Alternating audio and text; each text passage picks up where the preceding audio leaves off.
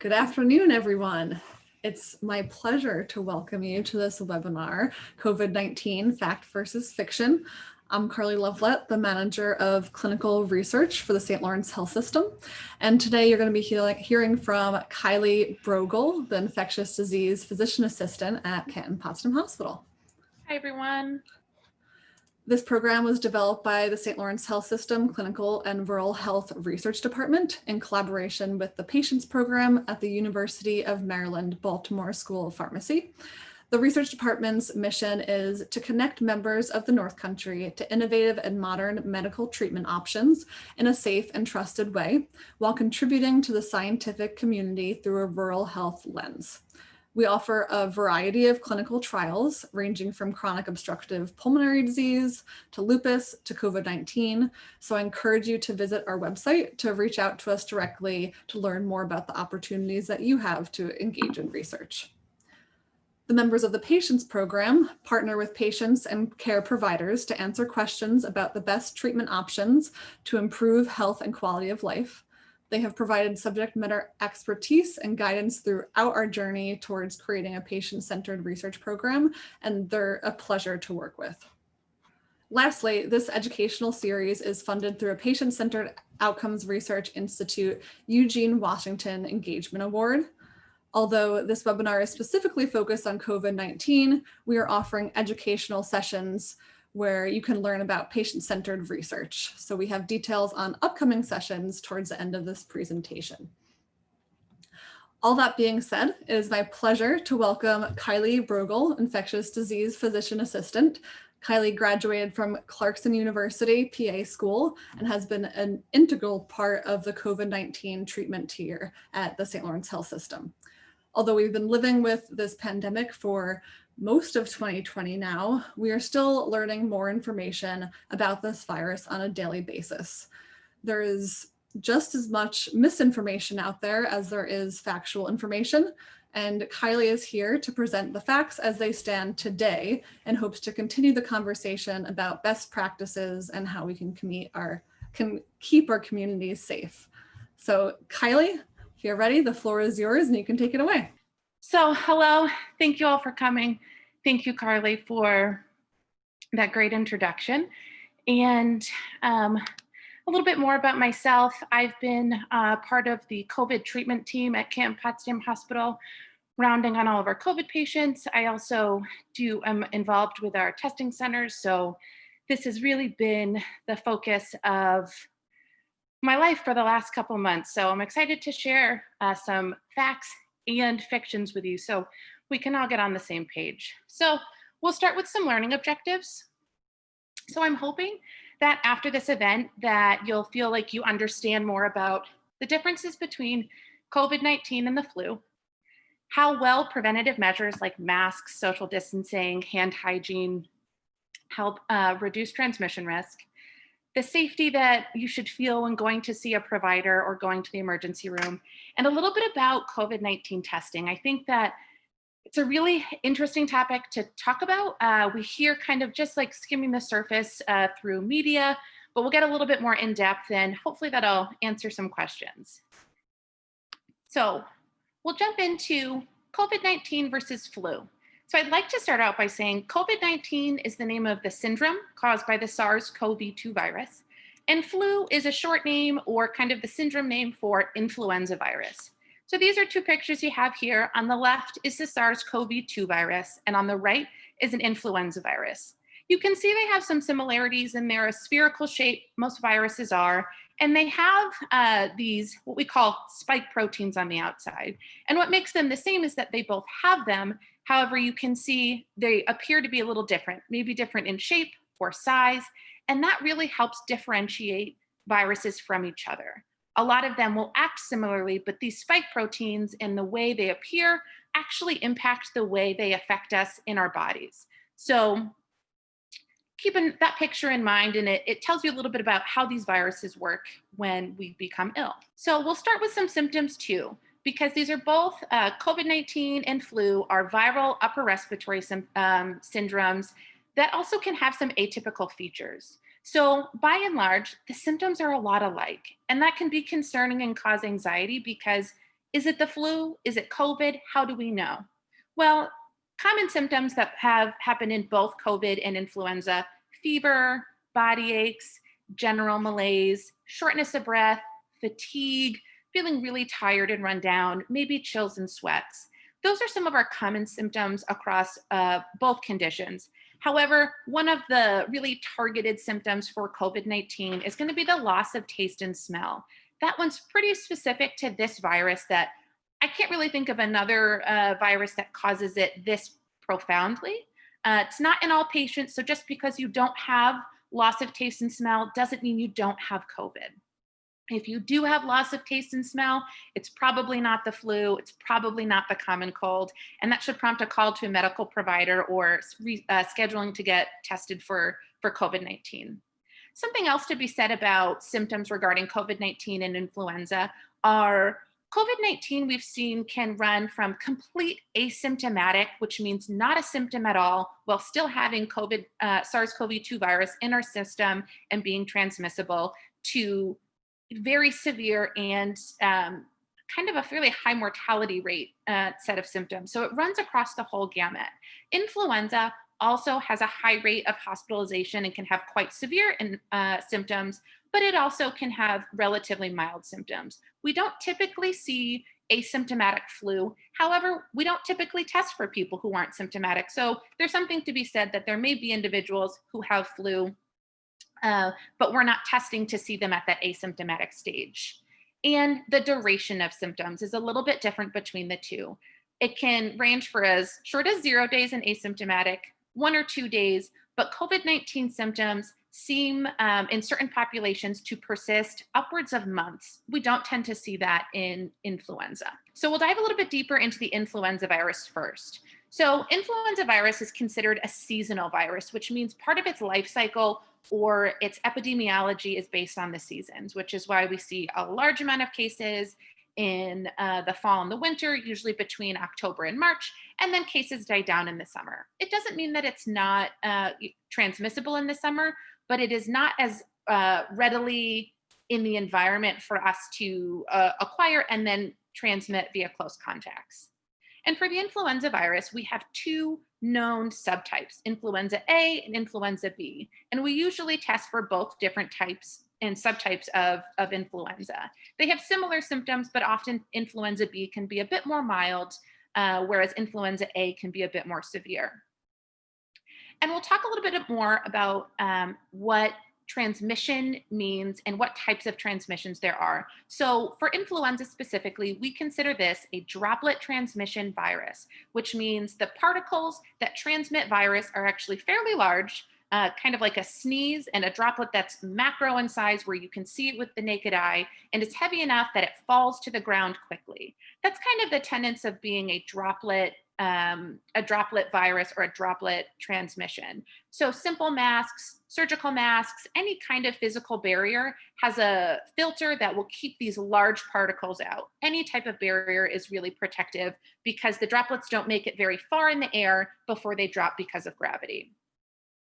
And when we talk about any kind of virus, we're looking for both prevention of illness, which is by lifestyle modifications or lifestyle choices that we're making, hand hygiene, covering our coughs, but also really big prevention at the level of vaccines, looking for herd immunity. And for the influenza virus, we know that we have a vaccine available. What's unique about the influenza vaccine is it's something that we need to get every single year because the vaccine itself is always slightly different. It's a vaccine where we epidemiologists predict based on the seasonal patterns preceding what strains of the virus will be present for this current respiratory year. So data is collected and the vaccine is supposed to target the strains of virus we anticipate to see in that season. That's why certain years you may hear that the influenza vaccine was not all that effective. However, any level of efficacy is better than zero. So getting our flu vaccine every year is incredibly important, even more so because the vaccines are different each year. You still hold on to the protections from your past vaccines. And every time you get a new one, you're really just building to the library of protection against influenza viruses. So it's really important to continue to get it every year in a row, Sometimes it can make you feel a little crummy, but that's just your body saying it's mounting the immune response you need to protect yourself.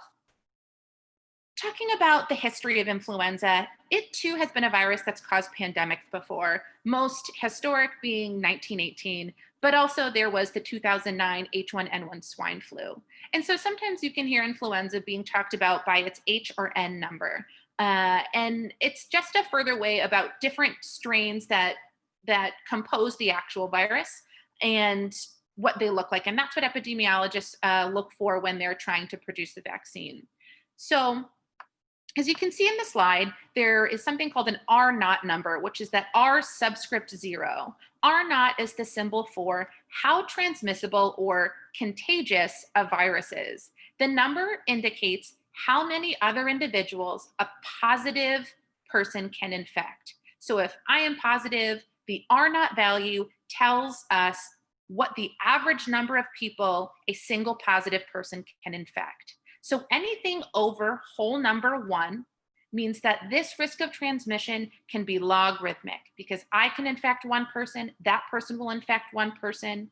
So anything greater than 1, such as the R naught for the 1918 flu, which ranged all the way up to 2.8, meaning almost 3 people will be infected for every new diagnosis. That expands rapidly, which is how pandemics begin. If the R naught is less than 1, it's likely that that viral illness will die out on its own because it doesn't have enough vectors to continue replication. So your hope is that an R naught is going to be very close to 1 or less than 1. And so for the swine flu, it was 1.4 to 1.6. So this is how it still had the capacity to be contagious enough to produce pandemic. However, it was not as long-lived or it didn't have as high of death rates because there was less transmissibility than our current pandemic we're in right now. COVID-19. So this is really what we're here to talk about, right? So COVID-19 is the condition caused by SARS-CoV-2 virus. The name of SARS-CoV-2 comes from severe acute respiratory syndrome, coronavirus 2. This is named similarly to SARS, which would have been SARS-1, also a coronavirus, and MERS, Middle Eastern Respiratory Syndrome. And it's named this way because the primary symptom and the most concerning or complex syndrome is related to respiratory distress or respiratory failure for COVID-19. That is not the only severe symptom, but it was kind of the hallmark when the virus was first identified in China.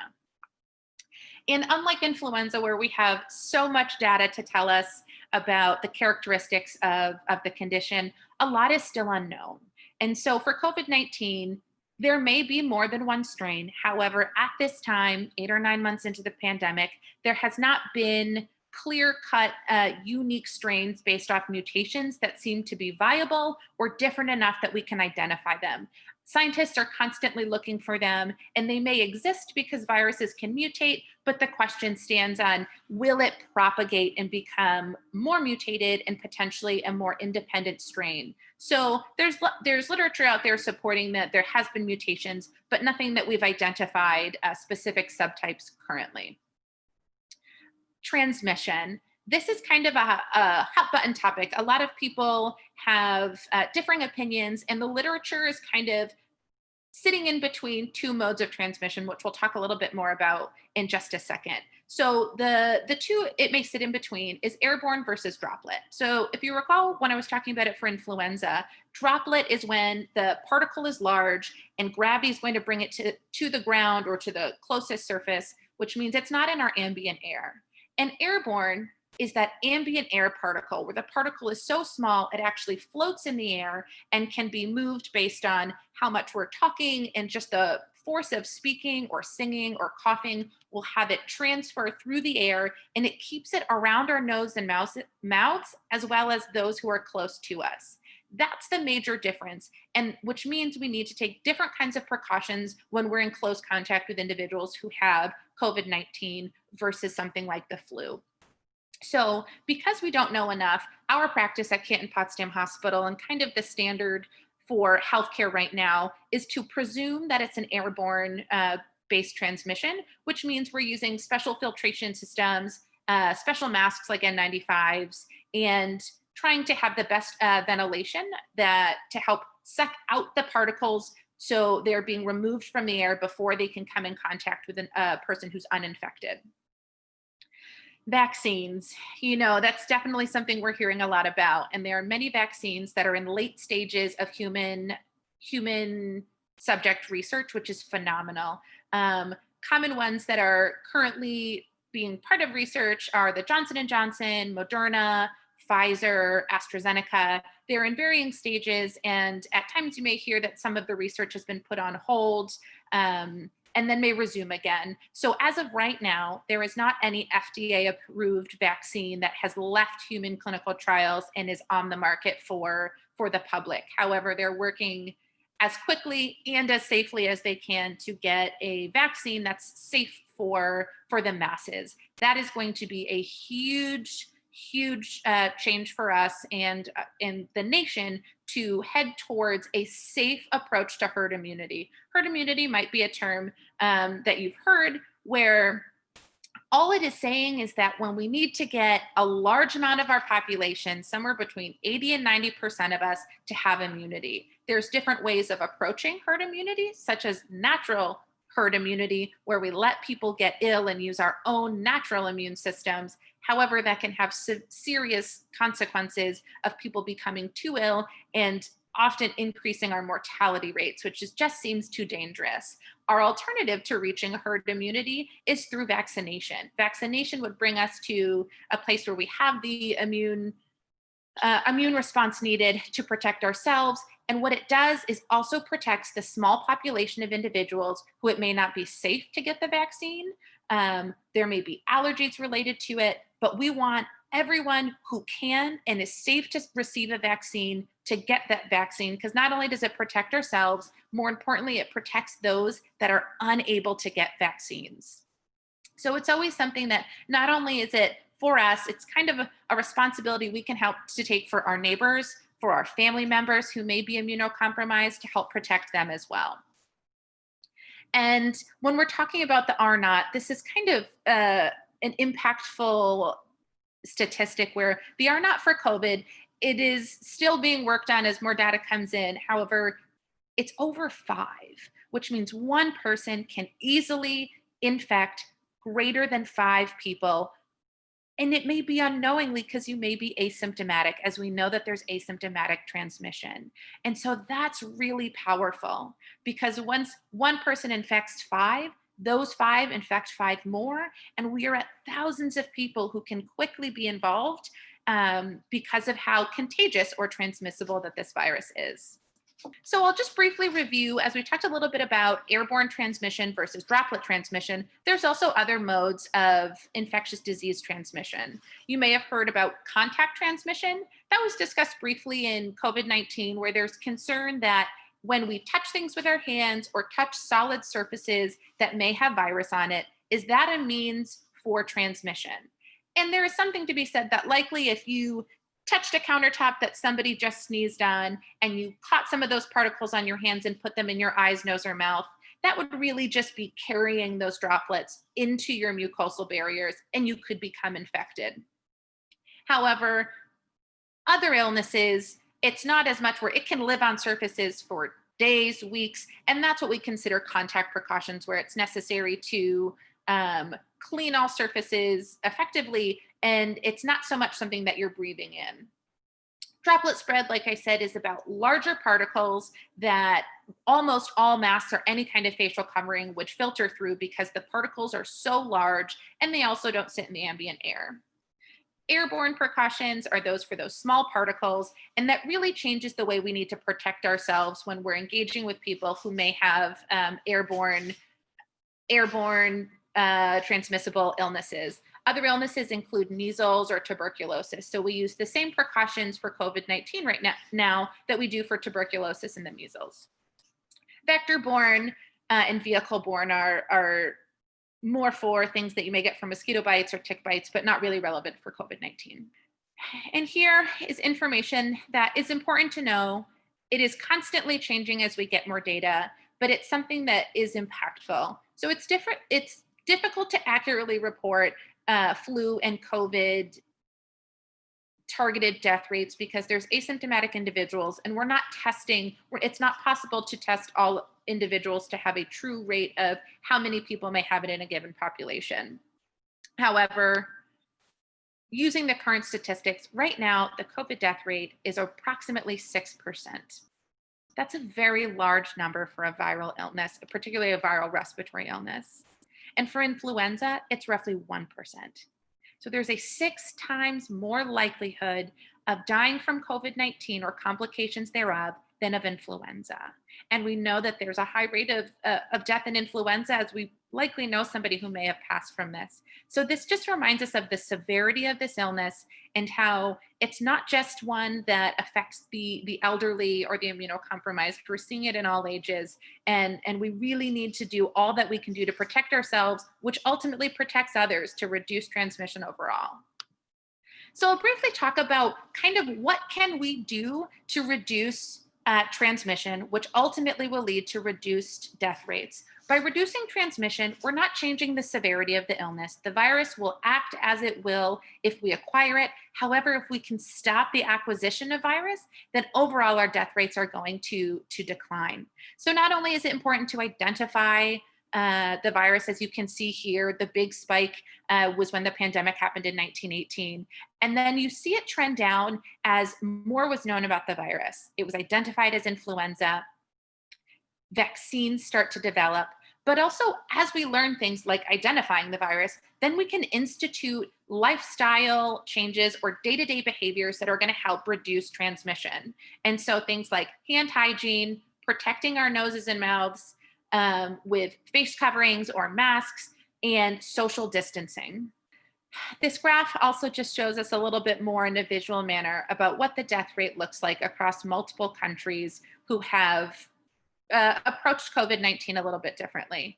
Unfortunately, the top line in the maroon color is the United States, and we have a significantly higher death rate than most other developed nations. And it is great that it is going down. And as you can see, the biggest trend down is somewhere between August and present, which was when we had a better access to testing. More states were mandating facial coverings in a universal way. Hand hygiene and social distancing were being implemented, and we were knowing more. And so that all put together is slowly going to help us reduce transmission and reduce death rates. So here's what we can do. And this is really what this talks about. And I'll be honest, I'm probably not going to bring up too many things that you haven't heard before, but I hope that this is just an energized reminder about what we can do, not only for ourselves, but how this truly affects our population's health, our whole community's health, and in turn, our family and our loved ones. So just kind of keep with me, and we'll talk about things that we can do every day in our lives that really aren't too hard. And once they become habit, it's almost like you forgot that you were doing them anyways. Masks. Do they really work? Yes. It's an easy and simple answer. They work. They work because they make sense. And for the degree that this may be a droplet transmitted virus, it's going to be a barrier protection to those large droplets. If someone sneezed on you, it's not getting through because you have something on your face. And if it's airborne transmission, you may receive some particles. However, it'll be such a smaller amount that maybe if you do get infected, that burden of virus you have is low. And hopefully that will either lead to asymptomatic illness or low symptomatic illness. I should say, masks are not all made equal. And so it's important to use a face covering at all times, the best that you can find ways to do it. But sometimes we're caught in a hard place. So anything to cover nose and mouth is most important. But we'll talk a little bit more about some of our best choices that we can make. So we'll start with ones that maybe we should try to avoid. If we can, avoid fabrics that are hard to breathe through, like vinyls or plastics. They may be a fashion statement, but they're going to make it very difficult to breathe through and quite uncomfortable. And if it's too uncomfortable, often people don't continue to wear those masks. 2, and I think this is most important, masks that have exhalation valves, those little circles that are on the side of a mask, sometimes they have more than one. That valve allows our air that we're exhaling to go out without filtration. It's basically a one-way out valve. So if we were unwell and had COVID, we are breathing out COVID right into the air without any level of filtration. It does protect the wearer, which is good. However, we want two-way protection, both for the wearer and for those around us. So I highly recommend avoiding masks that have a valve, or if that's not avoidable, putting something like a surgical mask on top of it to help protect those that are around us. Lastly, this has some context to it.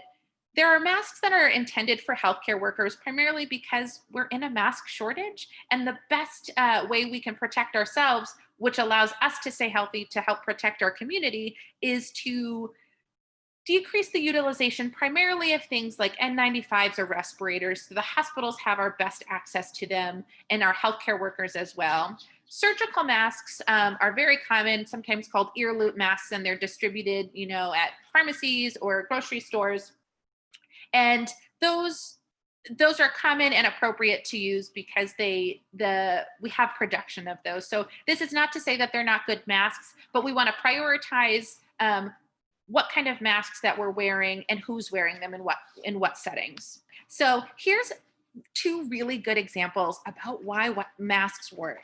They're simple and they're easy to remember. So there was an exposure for two hairstylists. Two hairstylists had COVID-19. They were positive and didn't know it. And they were asymptomatic at the time they went to work. They both wore masks themselves and encountered 139 clients that day. So every blue chair was a client that either one of the stylists saw, and they were seen for more than 15 minutes. And that's important because as time around an individual is positive extends, the longer you're with someone, the more likely you are to have encountered the virus that they're breathing out. 15 minutes is considered a significant amount of time for face-to-face contact with somebody who's positive. So both stylists and every one of their clients wore masks for the duration of their appointment, and there was not a single positive client. So there was a 0% transmission rate when both individuals were wearing masks. And that's pretty incredible. And this is just a simple way to show that mask wearing works, and to be highlighted also about why not wearing a mask really can be detrimental. In this instance, a single choir had one choir member who was COVID-19 positive, and they didn't wear a mask. And out of the entire choir, 87% ended up getting COVID-19, an 87% transmission.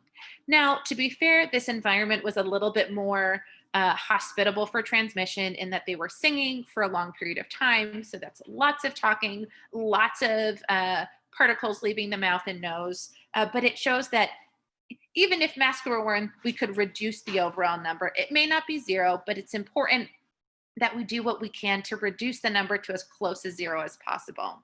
This also shows why social distancing is important, because this choir, all of the members were close to each other at the same time. Whereas in the salon, the hairdresser was one hairdresser to one client at a time. And so to end this off, if there's something you remember, masks are important, but they only work when we wear them the best we can, which the most appropriate way is one that covers the nose and covers the mouth. Both our nose and mouth can expel droplets and can expel particles, but also can receive them. So they are large surface areas of our mucosal barriers in our nose and in our mouth, and we breathe and speak through both of them.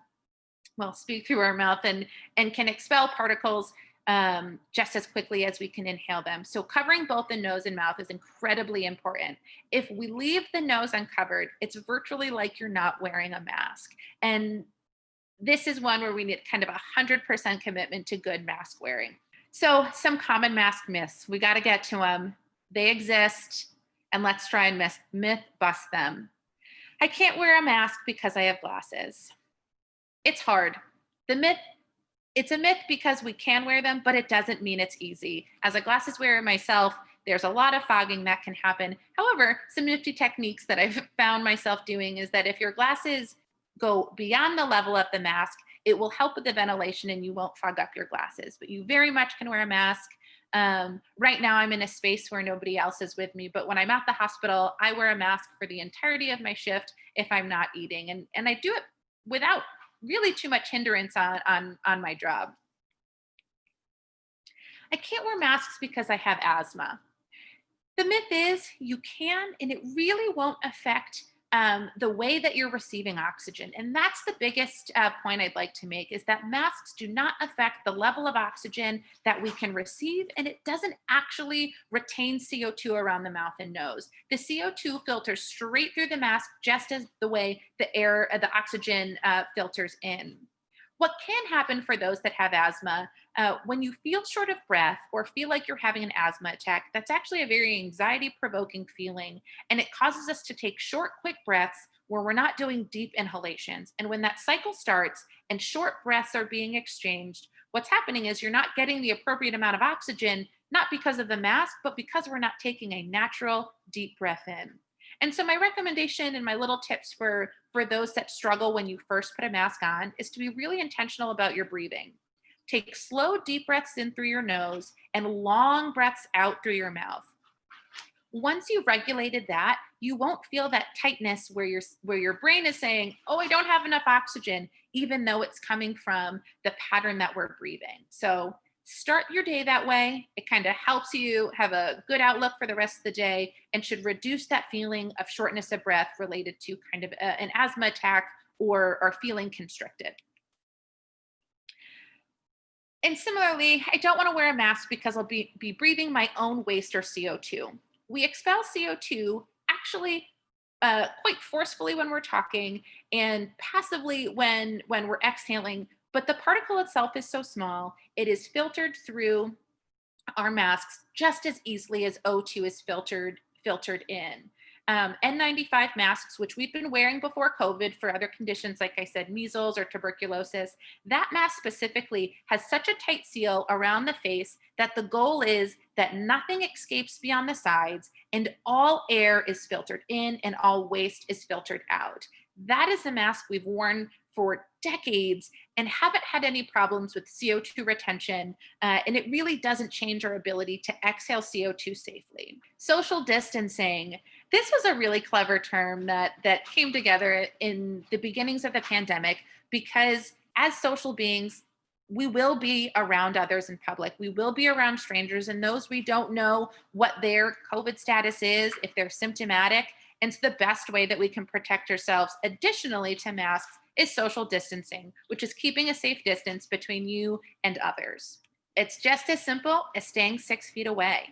And what I think has kind of come with COVID burnout, which is natural. We've been in this for a long time and it's been hard and it's really changed our lives in almost every way, is that I'm starting to see tendencies outside of if I keep 6 feet, I don't need to wear a mask. Or if I'm wearing a mask, I don't really need to keep 6 feet apart. I'm safe. These two work together. They're not independent of each other. They compound on each other to make things even more safe. And they work by two different mechanisms. So a mask is going to help protect those droplets from leaving the individual who's sick. And the distance is kind of a precaution where if some did expand beyond the mask, it's going to fall much shorter than 6 feet and never be in the air that they're going to breathe around their faces. And so they work together. They're good on their own, but they're great together. And so I just want to remind us it's masks and social distancing.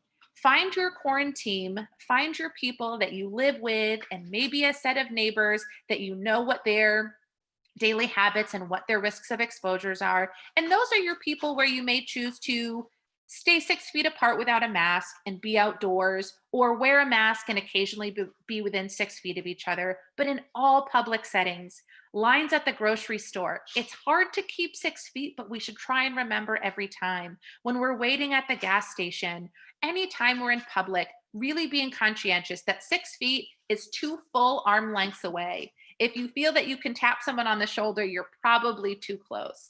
And now that we know a little bit more about how we're going to protect ourselves and that's going to reduce transmission, that doesn't reduce severity of illness. And it's inevitable that some will become sick with COVID-19 and possibly in a severe way. And so what I want to share with you is a little bit about what our practice has been since the start of the pandemic to help keep those safe who need to come to medical offices to see their providers or come to the emergency room or be admitted to the hospital. So, is it safe to go to the emergency room? Yes. I can understand the fear and anxiety because it's an anxiety provoking event just to need to go to the ER, but to be concerned that that might be where you would get COVID is just worsening an already bad time. So I would like to instill maybe a little bit of confidence that Canton Potsdam Hospital and all of St. Lawrence Health System facilities have instituted different mechanisms in each location to help reduce transmission from staff to staff, staff to patients, and patients to patients. So the simple answer is if you feel that you are in emergency or need emergency care, please feel safe to go to the emergency room or call 911. Some of the mechanisms that we have built in are air ventilation and filtration mechanisms that allow for negative pressure, which is part of our airborne precaution transmission reduction strategies that we use for other airborne transmission illnesses, where there's actually a sucking force to bring out the particles that we speak and breathe out of the room immediately. It is being pulled out of the room instead of circulating within. Also using filtration systems to catch particles when we are breathing them out through masks, or PAPRs, which is a special machine that you can use to purify air before it comes around the face of a healthcare worker, which helps protect patients as well, because as our healthcare workers see multiple patients, they won't be transmitting anything that they've come in contact with that day to you. Other things that I'd like to share about is what our PPE, or personal protective equipment, is. Not only do we use masks, but we use eye protection for ourselves, because that's another mucosal barrier where virus can enter the system. So it may be in the form of a face shield or a PAPR. We wear gowns, which are part of a contact precaution transmission reduction, because sometimes those droplets, when you're close, would land on clothes or scrubs. And so a gown is a nice, fresh way that we can change frequently before we enter a new patient's room. And that helps keep anything from our last room coming with us to come and see you, as is the same for gloves. And the other really cool technology that we've been using to help create safe longevity for some of our personal protective equipment and our environment is the cleaning process. So not only do we want to have filtration systems that are new, we also want to make sure our cleaning process after our patients have left is top notch. We have a UV sterilizing disinfection light system that works by pretty much zapping anything that this light comes across. The wavelength will kill virus and bacteria and pretty much anything that's living on the surfaces of whatever it hits. So we sterilize our masks, we sterilize our rooms, and it is a great way to clean efficiently, and it's been proven to kill the SARS-CoV-2 virus.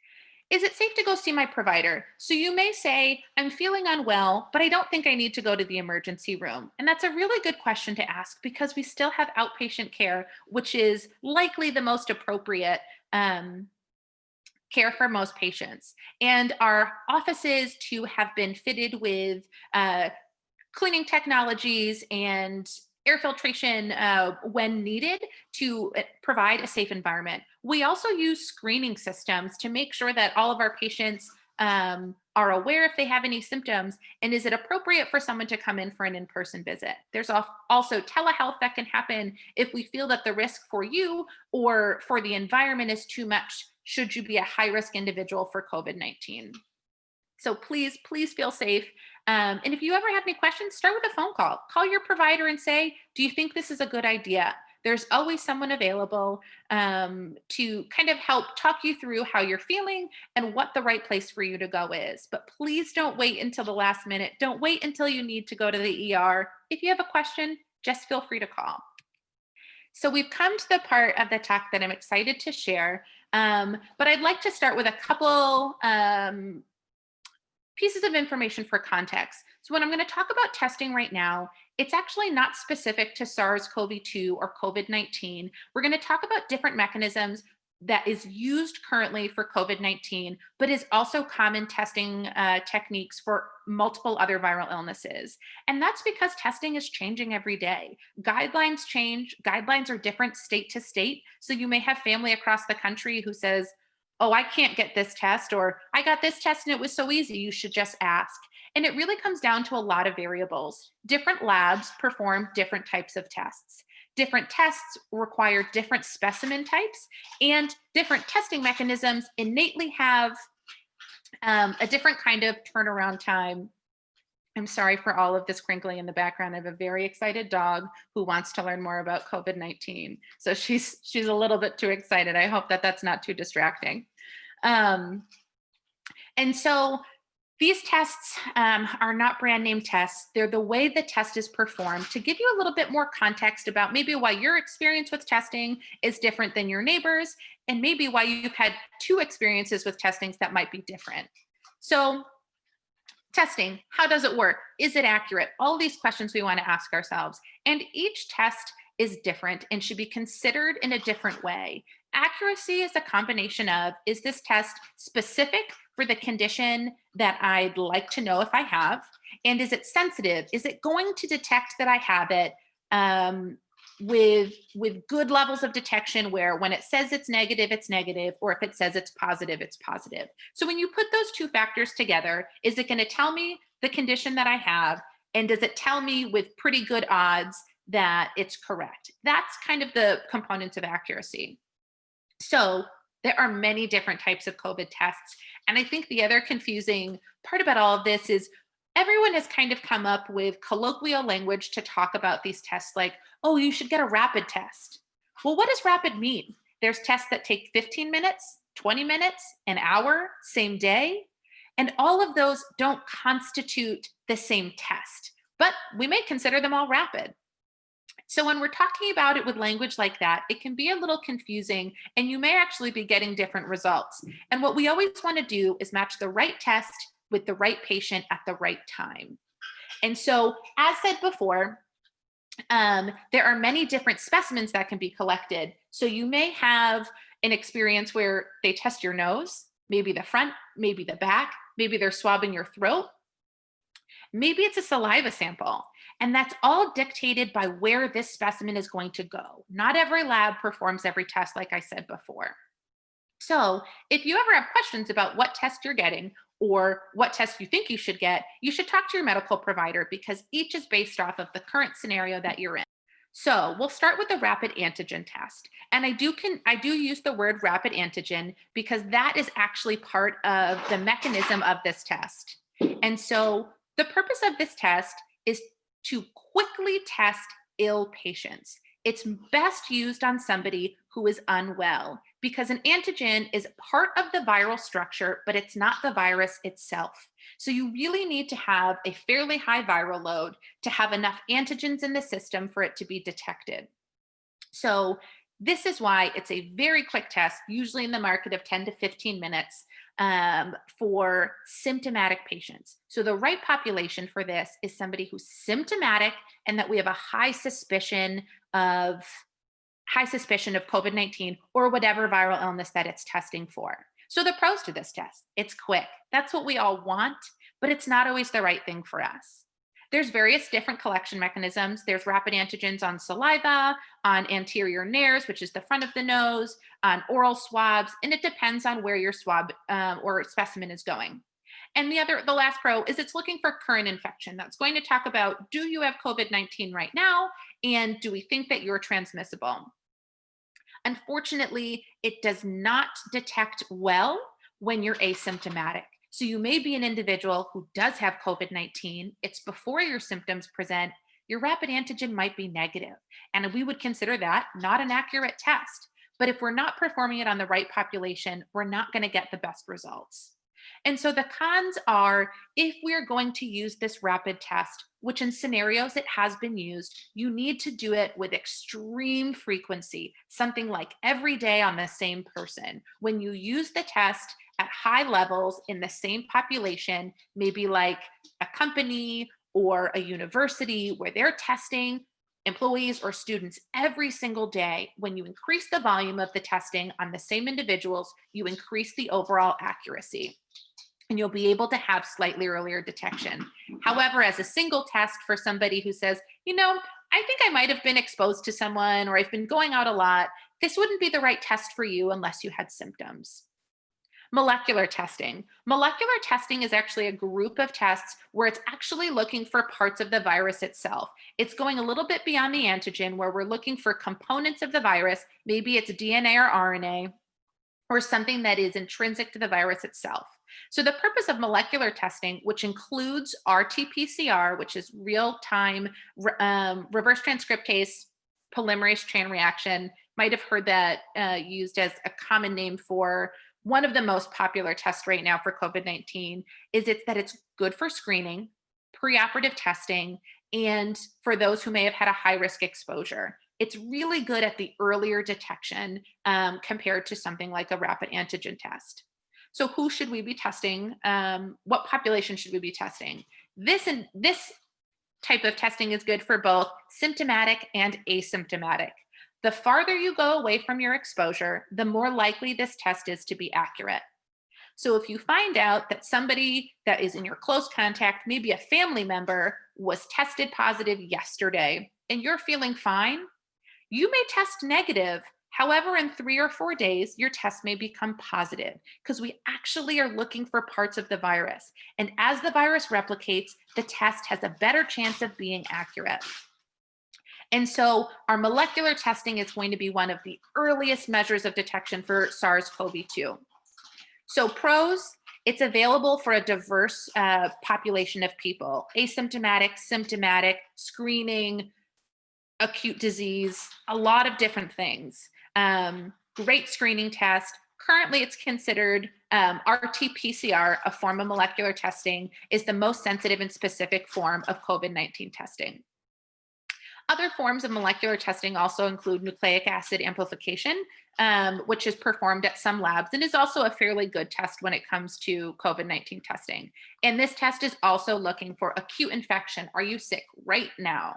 The cons, this one has the highest degree of variation on when your results will be returned. This is often done at what we call a reference lab. So it may not be done at the hospital lab or even a local lab. So you have to account for your specimen being collected, processed, sent to a lab, the lab performing the test being resulted, and the results making it back to the hospital or the office. So it has the largest degree of variation in turnaround times, and it all depends on availability of supplies and how many tests are going out at one time. And that's often not something that the institution, the hospital or provider who's sending your test will really know much about. And it can change greatly as our current scenario changes. So that's a big struggle and it's frustrating. And that's why our experiences with testings are vastly different, even if you're using the same type of test. And just a level of comfort con is often, most typically, it's the nasopharyngeal. So that's when the swab goes all the way in the back, and you may feel like your brain was tickled, but as somebody who's performed a couple thousand of these tests at this point, the goal is to hit the tonsils by way of the nose. That's a good swab, and it's very uncomfortable, but it gets the job done. Lastly, I'd like to talk about antibody testing. Antibody testing is kind of the most different of the testing that we've talked about thus far. It's performed on blood as opposed to on secretions or swabs. And the purpose really is to identify somebody who's been exposed to COVID-19 and see if they've produced the immune response, the antibodies that fight the infection. So what population is this best for? It's best for individuals who we know had COVID-19, and best also for those maybe interested in donating plasma to see if they have the appropriate antibodies, as convalescent plasma is part of a common treatment protocol for COVID-19. There's also some unique scenarios that have epidemiologic impact, where knowing if somebody has produced antibodies but maybe never had symptoms is a way to identify past infection. However, it is not as relevant right now in the acute setting of a pandemic for identifying infection. So the pros are plasma donation, convalescent plasma can play a really important role in the treatment of COVID-19. And if you're an individual who donates blood and has had COVID-19, you may be eligible to donate plasma. And that's a huge gift to somebody who may have severe illness and is hospitalized related to COVID-19. Cons, it doesn't tell us anything about the here and now. It doesn't tell us if you have virus in your system right now. It doesn't tell us if you're communicable or transmissible. It tells us that your body has built up immune cells to protect against an infection or an exposure that you had in the past. It also doesn't tell how long ago that you were exposed. And in certain scenarios, antibodies are a protective mechanism in our immune system, such as what we produce to vaccines. Some last a long time, some last a short time. Right now, we don't know enough. We don't know how long that antibodies are lasting. We have seen that some lose their antibody protection as short as 3 months after being infected. Some are holding on to it for a bit longer. And so, when talking about I've had COVID-19. I know I have antibodies. I'm protected. I don't need to wear masks. I don't need to social distance. I can't get it. Well, we don't know that. There's been several documented cases of reinfection, which is having two independent COVID-19 infections over a period of time. Two, you could also be what is considered a carrier, where you may not become symptomatic, but if you inhale and have the particles in your mucosal barrier and then talk to somebody who's not protected, who doesn't have antibodies, you may be unintentionally exposing people and not know it. So if we have time, which we're really coming close to the end of the hour, I'd like to talk a little bit about some frequently asked questions. I've heard hospitals are reporting all deaths as COVID to inflate the numbers. Is this true? No, it's really not. When it comes to identifying cause of death, usually there's multiple components that led to it, but typically one diagnosis is given as the cause of death. So you may see something such as pneumonia was the cause of death. However, would you have had that pneumonia if you didn't have COVID-19? And that's really what these numbers are trying to tell us, is it's important for healthcare providers, and it's important for epidemiologists to know, did COVID-19 play a role in this person's passing? Because we know that COVID can lead to very severe complications, including cardiac complications, neurologic complications, pulmonary complications, organ damage, organ failure, all of which may be your specific cause as to the passing of an individual. But the question we need to ask ourselves was, would this have happened had the patient not had COVID-19? So overall, I do not believe numbers are inflated. I would also likely suspect they may even be underrepresented, as people can be asymptomatic and we may not know that they had COVID before they passed. When you recover from COVID-19, are there any lasting effects? And the unfortunate news is yes. And the even more unfortunate news is, do we know if they will go away? Are they something that they're going to be chronic for a lifetime? We don't have enough information right now. We do know that very many individuals who were completely healthy, often young people, before they became infected with COVID-19, have some chronic symptoms, and they've been lasting for several months. And we'll have to have more data to see how far that really extends. We discussed about this. Common symptoms that continue, that we see patients continue to have, are what we typically constitutional symptoms: fatigue, cough, shortness of breath, headache, joint pain. But what we're looking more into, are there severe long-term effects that may become chronic illnesses like COPD or clotting, increased risk for clotting and cardiovascular disease. So here are some takeaways. I hope, one, you enjoyed this talk for the last hour and learned a little bit more about COVID, maybe its differences between influenza and COVID-19. And that maybe you learned a little bit, but also might have just been a reminder to keep doing what you're doing. You're doing the right things if you're wearing masks and you're doing hand hygiene and you're doing social distancing. Good job. We should pat ourselves on the back to remind us it's important to continue to do this. Once we start to feel burnt out is really when we're going to start to see serious effects for our whole communities. So hopefully you've seen a little bit more that COVID-19 is a serious viral infection, and ways that you may be able to help stop and reduce transmission. That best preventative measures include mask wearing, face covering, social and physical distancing, and frequent hand washing. If you're sick, please stay home.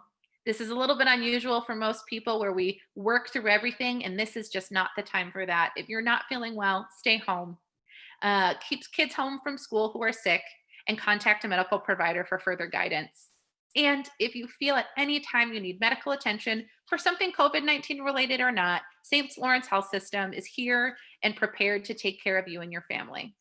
Thank you so much for being here with me. And if there's any other questions, I'd be happy to answer them. Or they'll be used in our future sessions. The ones coming up are on November 11th, part 2 of Learning Together, Leading Together, Shaping Patient-Centered Research in the North Country. Later on November 19th, answering big questions about COVID-19 in rural America with Dr. Kadar. He's phenomenal. He works, I work with him on our COVID treatment team and our COVID management team. And in December, part 3 of Learning Together, Leading Together, Shaping Patient-Centered Research in the North Country. Excited to see you at those upcoming events, and I hope you enjoyed today.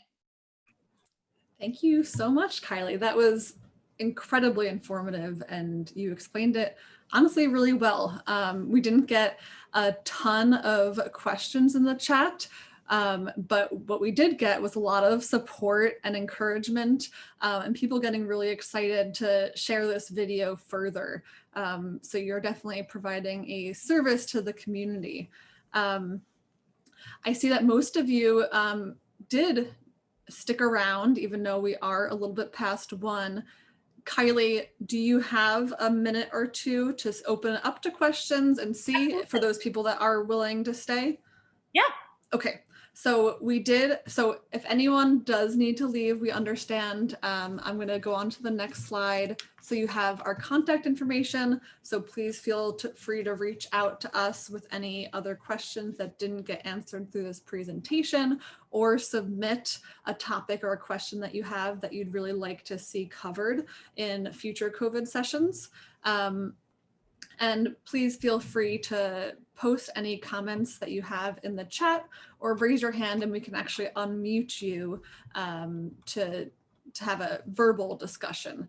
So the one question that I did see in the chat, Kylie, was how is access to PPE for hospital staff right now?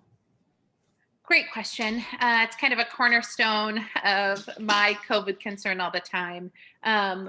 I have to start by saying our institution, St. Lawrence Health Systems, did an incredible job early on. They made it a priority to help protect staff because they knew how that would affect our community and help protect everyone.